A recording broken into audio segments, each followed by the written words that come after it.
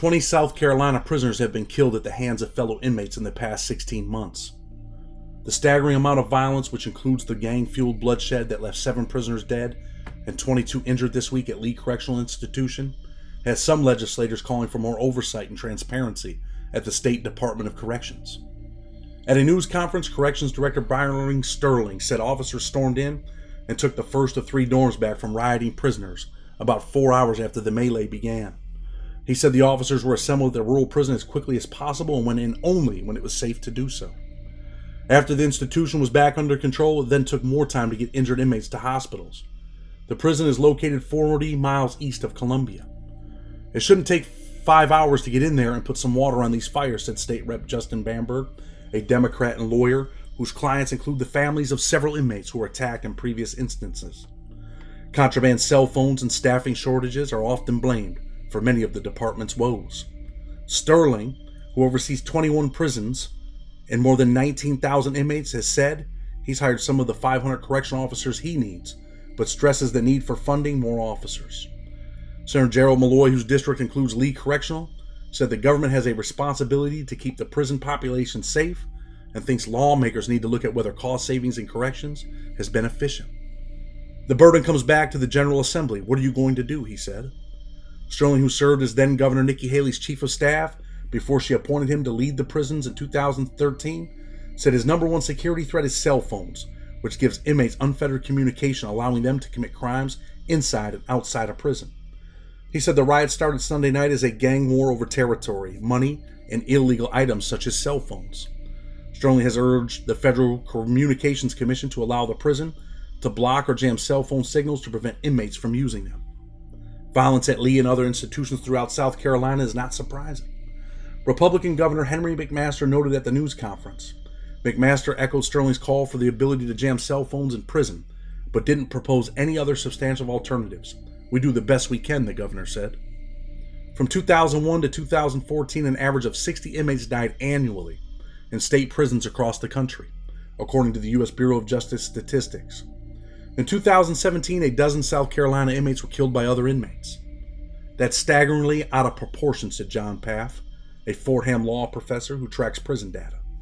It makes prison that is supposed to be a secure facility, a place with no weapons, a place where you can't leave, as dangerous as living in the most dangerous city in America. In February, an inmate killed a fellow prisoner at Lee, where this week's attack took place among inmates armed with homemade knives used to slash and stab rival gang members. An inmate stabbed 2 officers in 2015.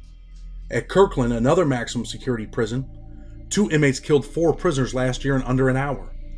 For the past few months, the Associated Press has been communicating with a Lee prisoner who used a contraband cell phone to offer insight into life behind bars. He said inmates there roam freely, have easy access to cell phones and drugs, and are often left to police themselves. The inmate spoke to AP on the condition of anonymity because his cell phone is illegal and he fears retribution from other prisoners. He described a facility run by gangs and guards who take a hands-off approach because they fear for their own safety. In the most recent incident, he told AP that officers stayed in a control booth for hours Sunday night, waiting for backup as inmates lay dying in pools of blood. That echoes earlier anecdotes he shared about what happens whenever gang fights break out. The Crips and Bloods had a confrontation just a few feet from my cell door, and when the knives, machetes, axes, pipes, and body armor came out, the cops were nowhere to be found, he wrote in February. To get away from the fighting, the inmate said he stays in his cell, but the door lock has been broken for months. So he said he and others jam materials into the lock to try to keep others from coming in. All the doors to the cells are broken, the inmate wrote. At any time, I can let myself out of my cell to do whatever it is that I would want to do.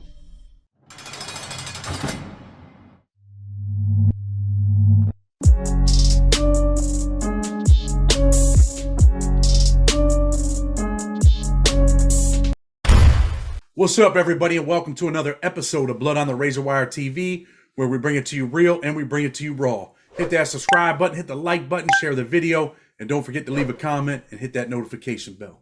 Got a guest on today, and I'm just going to give you guys a little background about this guest, right? He had hit me up, asked me a couple questions, told me a little bit about his story. So I was like, all right, I'm interested in interviewing this dude. We're going to talk. We'll see where he's at. And then I didn't get back to him. I was supposed to get back to him, but I've been super busy. My wife's son came down with COVID, so we're dealing with a bunch of stuff here at the house. So I was just kind of like all over the place. So he wrote me, and he said something that pissed me off. So I wrote him back and said some shit to him, and we just started beefing right off the rip. But I told him, hey man, I'm gonna bring you on the show, man. We're gonna kick it. So without any continue to do, I'm gonna let this brother tell you who he is, where he's from, and we're gonna get into it. Tell the people who. All right, hey, what's up, y'all? I appreciate it. I appreciate Blood on the Razor Wire chat for bringing me on the damn show. I'm from Aiken, South Carolina, originally. I did time in SCDC. My last bid I did 2.5 years, which is 30 months. I mean, it ain't a long time, but it's long enough to see some shit. Tell you that. But anyway, yeah, man, I've seen a lot of crazy stuff growing up, in juvenile and stuff like that. Like it's wild, man. I've seen a lot of violence in my lifetime, man. I mean, I'm only 32 years old, but I've seen a lot of violence, a whole lot of violence. So let me ask you this: you had a case with your dad and your brother or something involved a murder? Yeah, man. It was originally a murder charge, man, and then they put us all in there. Tell the people about that. Tell them about the murder. Why was there a murder charge? What happened? All right. Originally, this shit started off with like my brother being locked up. Me and my dad talking to him, going to bond him out, and all that bullshit. And his girlfriend at the time was fucking around. That's why most people in prison now, pussy, money, and drugs. But she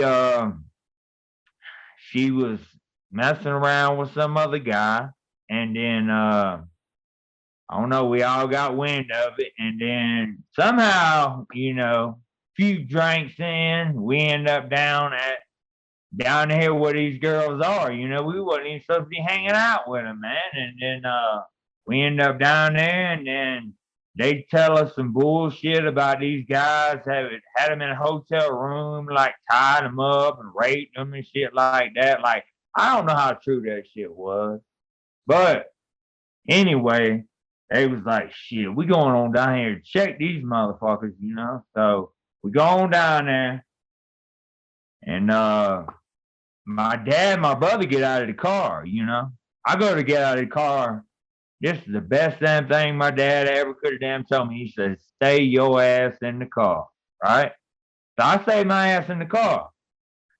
We rode around the block, and then by the time we got back around, they had, they walked out all casual and shit like that. But then I noticed that my brother had been shot in his hand. And then I noticed that my pops had a gun, I mean, the only reason I'm talking about this because it's all said and done with. Everybody done that time. They still doing time, But I mean, he had a gun. But then I seen my little brother. I was like, man, what happened? What happened? What happened? And then he told me, man, he had his hand on the dude's back, and the fucking bullet that okay.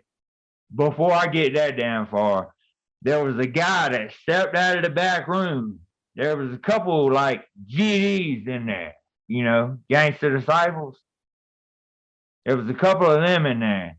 So one of them come out, and then they break out a gun on my dad, man. And he's an old school convict, man. He been doing time since I don't know when, but he knocked this dude down. He dropped his gun.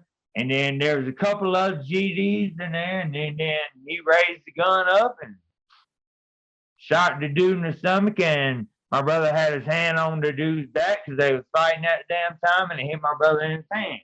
So they came out. I was worried about my little brother, And then I seen my dad had a fucking gun. I knew he didn't have a gun whenever he went in there, So I was like, oh, shit.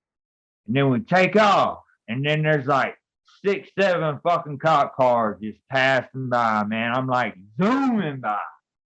And then after that shit, man, we all kind of went our separate ways and shit like that, but all them kind of hung together. But I had one of my partners with me. I was like, yeah, man, y'all go ahead and drop us off. We ain't seen nothing. We don't know nothing. We ain't have no involvement in this shit. But needless to say, they involved me in the shit.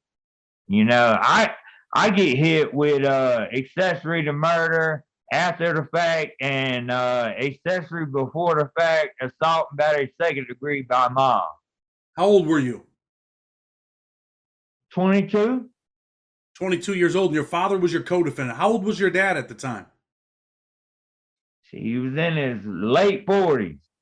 You said he had been doing time all his life. All his life, in and out, man. He had so many different crazy charges. So this girl calls. She says, hey, look, man, this is what happened to us. Really, it's probably a bunch of bullshit from what it sounds like. Your dad goes down there, starts beefing with these GDs or whatever, and he shoots one of them, kills them. Yep. Why my brothers fighting? Let me ask you this. How much time's your father got? 30 years. 30 to life or just a flat 30? A flat 30. In South Carolina? In South Carolina. No chance parole or anything. Do they get good time down there? Yeah, you're supposed to get good time, but I mean, it's hard to be on your best behavior in there, bro. It's hard. Oh, it's a live or die situation. They got tough prisons in South Carolina. Yeah, no doubt, bro. How old was your brother at the time? Man, he was 20. Hey, he was younger than you. Yeah, my little brother. And how much time was he sentenced to? 22 years. So your brother was 20 years old, sentenced to 22 years. He was sentenced to more time in prison than he had ever spent on the street. Yep. And he's still in there, Hell, he's been in there about 10 years now, Boy, rough thing there. And, I talk about that on the show all the time about, saving kids from life imprisonment and premature death, about fathers being real leaders. And it seems like, man, I'm just going to tell you what it is, man. Your father didn't seem like a real leader, man. Not a good one. How do you feel about that? I kind of agree with you somewhat, man, because the way I grew up, if anybody would disrespect my mom, like my parents was married like my whole life. So if anybody would follow my mom to a gas station, he would catch him come out the door and he used to be a gold glove and shit. He would damn blow him up, and that's all the fuck I seen. So that's all I knew, and that's all my brother knew. I hate to talk down on my pops, man, but he knows. Shit, he knows deep down in the heart. He knows. So you go to prison in South Carolina. How old were you at the time when you finally were convicted and went to prison? 22. So you got arrested at 22, convicted at 22, and sentenced at 22. Yeah. Well, no, arrested at 22, convicted at 23. What did it feel like going into that prison system, man, and being a young kid? Were you a little bit nervous? Let me tell you something, man. Keep it real now. That first fucking place that you go to, bro, it's called R&E, right? You go through there, that's where everybody's got to go through there. They got to shave your fucking head. You all standing in line. You got to get sprayed down with all kinds of stuff, wash some crazy ass soap, and you lined up. Basically, man to man, butt ass naked. It's man, there ain't too many words to describe besides you're fucking humiliated, man. Humiliated, right? You're a young man, think you're tough, think you're cool, and you got grown men telling you to get butt ass naked and stand butts to nuts with the people in front of you. And talking shit to you at the same time. How is the South Carolina prison system down there? Dangerous? Man, it's rough down there, man. I'll tell you what, the blacks are real strong in there. I'm not, I'm not like a racist, but I roll with my people, I've always rolled with my people no matter what, Yeah.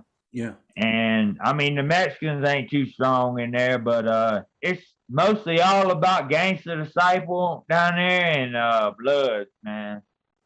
Did your father have problems in that system, being that he killed a GD, a gangster disciple? No, no. He is a I mean, I'll go ahead and say he is a high ranking Aryan Brotherhood, man. High ranking. Oh yeah. Yeah. Is he putting in work over there in that prison system?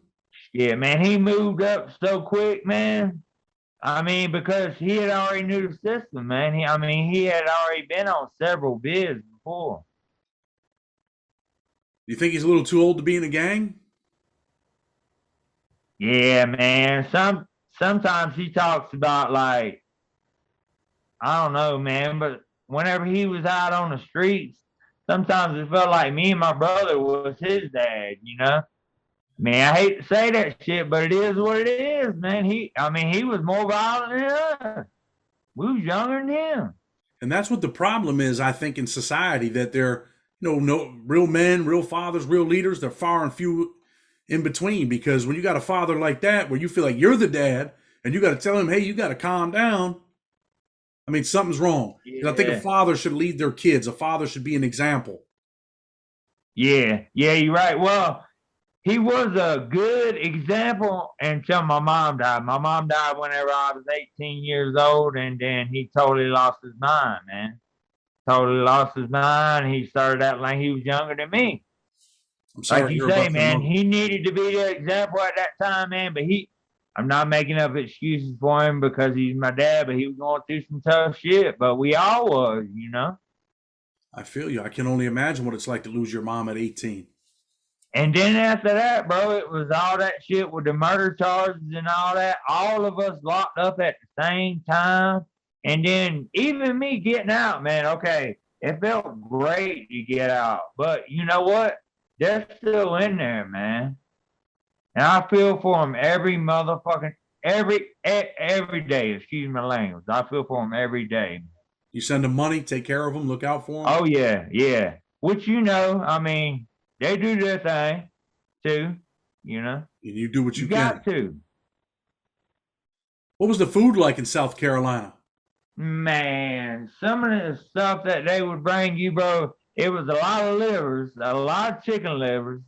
Most of the time they would boil them. You'd be lucky if you got them damn fried, you know.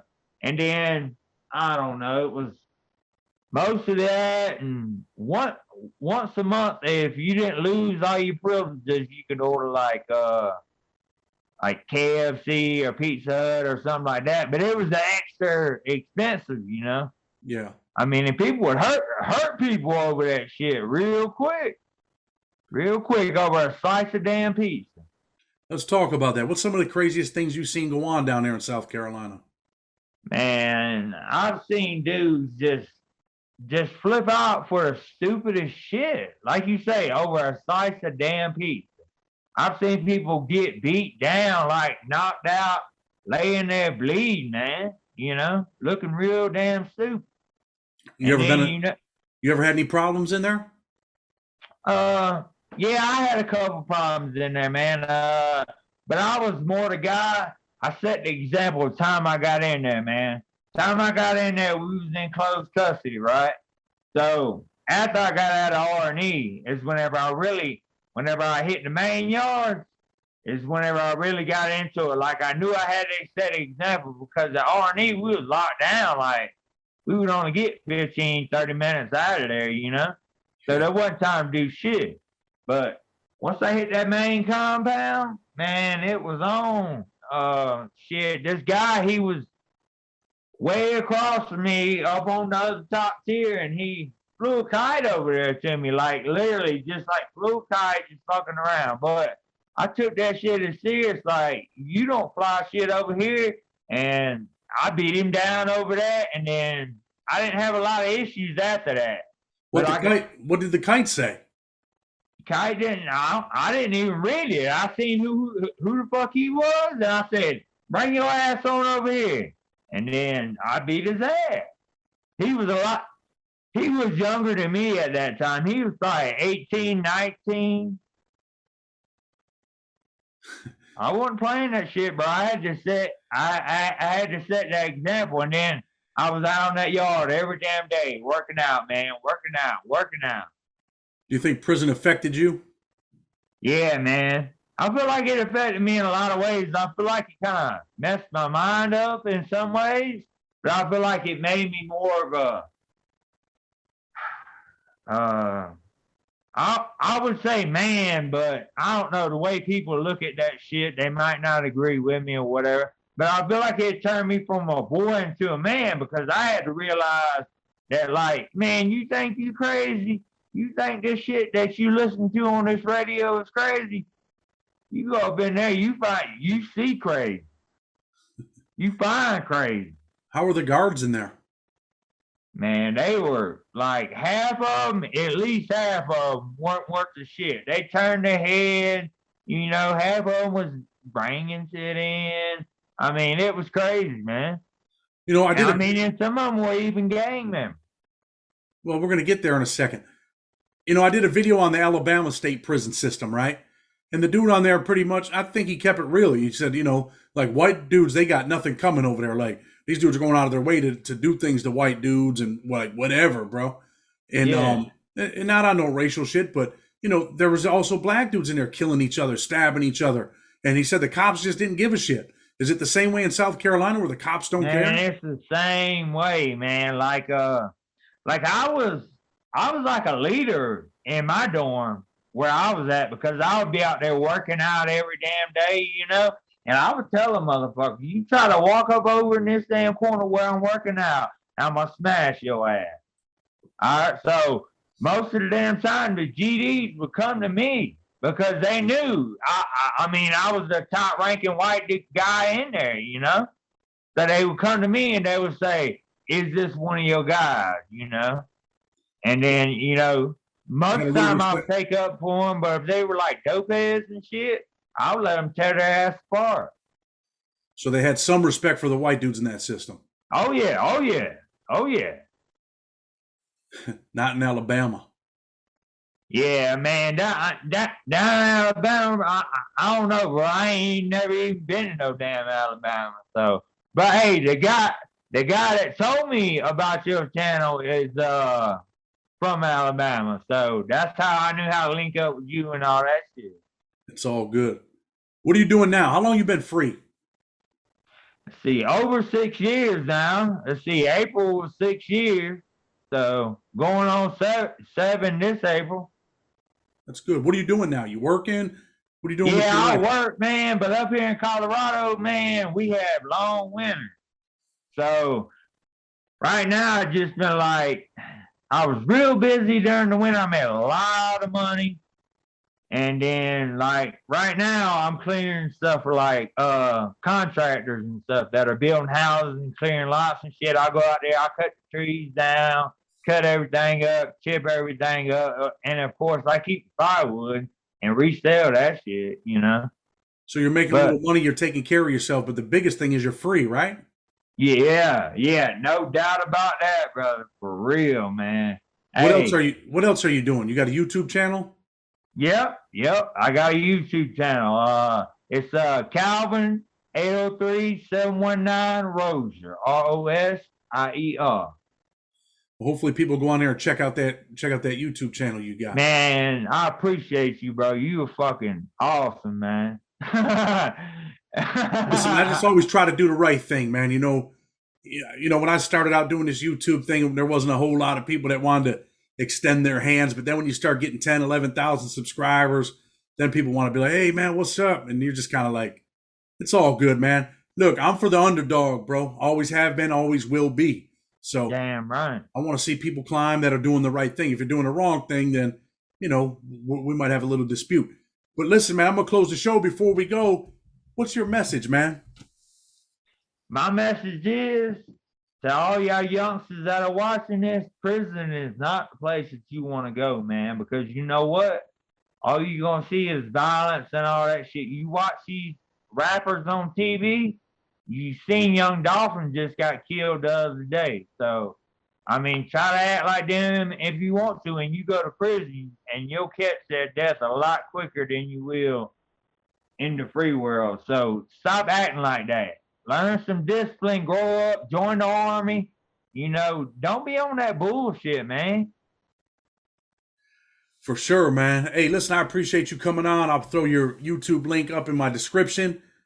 I appreciate you. We're going to close it, man. Blood on the Razor Wire TV. Until tomorrow, with respect, we're out.